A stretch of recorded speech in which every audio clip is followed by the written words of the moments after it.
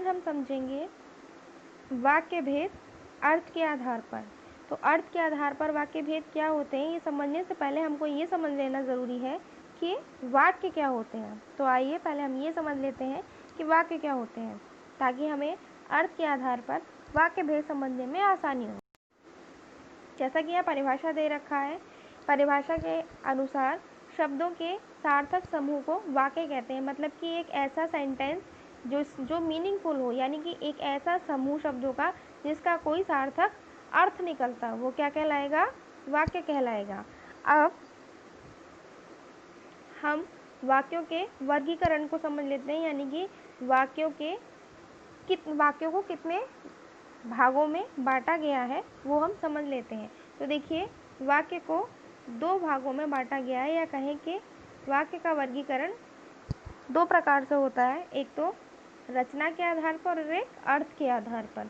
तो आपके सिलेबस में सिर्फ अर्थ के आधार पर वाक्य भेद है, तो हम आज सिर्फ अर्थ के आधार पर वाक्य भेद को समझेंगे। तो आइए आगे समझते हैं।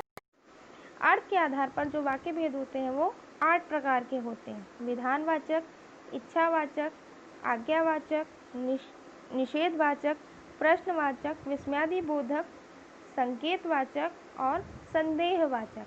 अब इन्हें पहचानने के तरीके समझ लेते हैं, क्योंकि यही आपके एग्ज़ाम के पॉइंट ऑफ व्यू से ज़रूरी है, इम्पॉर्टेंट है, तो इन्हीं को हम आज समझेंगे।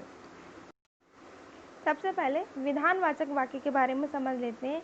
ऐसे वाक्य जिनसे किसी काम के होने का बोध हो, उसके अस्तित्व का बोध हो, मतलब कि जो काम हो ही हो वही क्या होगा, विधान होगा। जैसे कि भारत हमारा देश है, इसमें कोई चेंज नहीं हो सकता, कुछ बदल नहीं सकता, वो हमारा देश है ही है, इसलिए क्या हो गया, विधानवाचक। राम ने खाना खा लिया, अब राम खाना क्या कर चुका है, खा चुका है, तो ये हो चुका है काम, तो क्या होगा, विधानवाचक, मतलब इसमें कुछ चेंज नहीं हो सकता। ऐसे ही राम के पिता का नाम दशरथ है, तो राम के पिता का नाम दशरथ ही है, वो चेंज नहीं हो सकता, बदल नहीं सकता, तो क्या है, ये विधान है। जहाँ विधान होगा वहाँ क्या हो जाएगा, मतलब जो चीज़ जैसी है वो वैसी ही रहेगी, तो वो क्या हो जाएगा, विधानवाचक। राधा स्कूल चली गई, राधा स्कूल जा चुकी है, तो ये क्या है, विधान है, मतलब वो अब बदल नहीं सकता है। तो ये क्या हो गया, ऐसे वाक्य जिससे किसी काम के होने या किसी अस्तित्व का बोध हो, क्या होगा, विधानवाचक।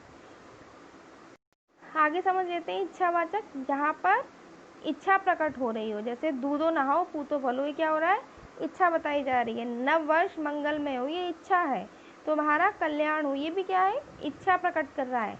भगवान तुम्हारी लंबी उम्र दे, है ना, तो ये सब क्या चीज़ हो रही है, इच्छा प्रकट हो रही है। तो जहाँ किसी चीज़ की किस वक्ता के द्वारा, वक्ता यानी कोई किसी के द्वारा, किसी व्यक्ति के द्वारा कोई अगर बात कह रहा है, तो वो क्या हो जाएगी, इच्छावाचक हो जाएगी। किसी बात की वो इच्छा कर रहा है, कामना कर रहा है या आशीर्वाद दे रहा है, तो वो सब किस में आएगा, इच्छावाचक वाक्य में आएगा।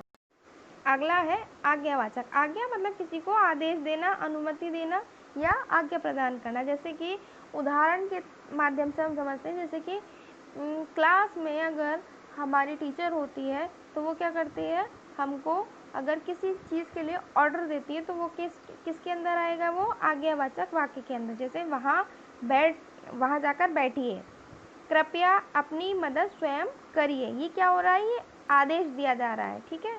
कृपया शांति बनाए रखिए, क्या है, आदेश है या कहें ऑर्डर है। तो ये सारी चीज़ें किस में आएंगी, आज्ञावाचक में आएंगी।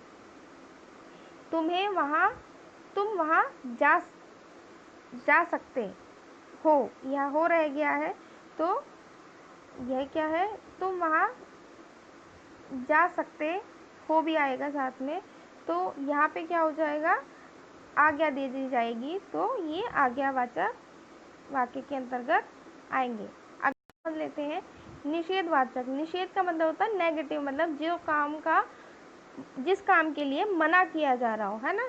जैसे मैं आज खाना नहीं खाऊंगा, तो ये क्या आ रहा है, यहाँ नेगेटिव सेंटेंस आ रहा है, नहीं शब्द का प्रयोग हो रहा है, तो क्या हो गया, निषेधवाचक। अगला है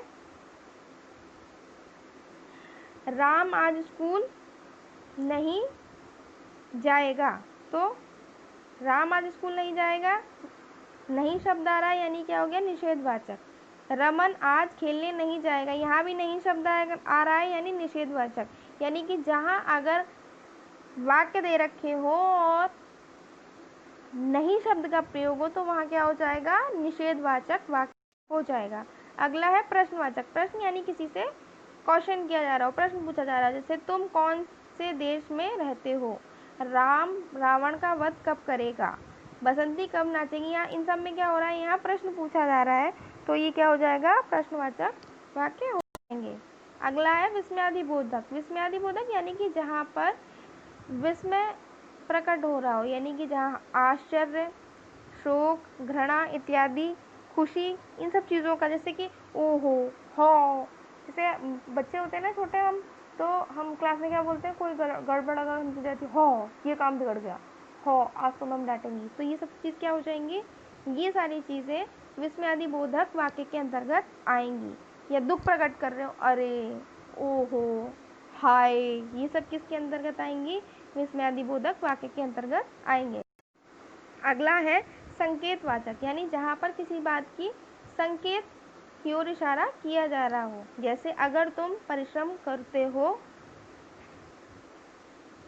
आज सफल, अगर तुम परिश्रम करते तो आज सफल हो जाते। अगर बारिश अच्छी होती तो फसल भी अच्छी होती। यहाँ क्या किया जा रहा है, संकेत किया जा रहा है।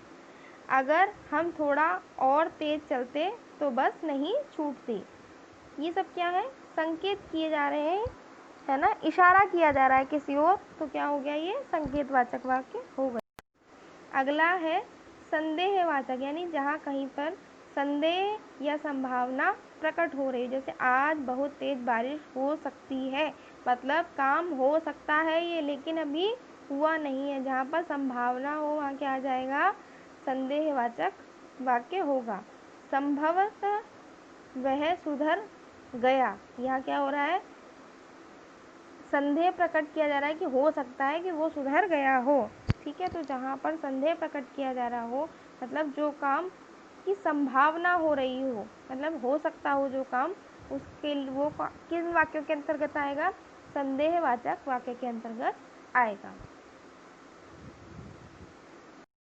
अगर आपको हमारा वीडियो पसंद आया हो तो हमारी वीडियो को लाइक और शेयर करें। चैनल को सब्सक्राइब करना ना भूलें। धन्यवाद।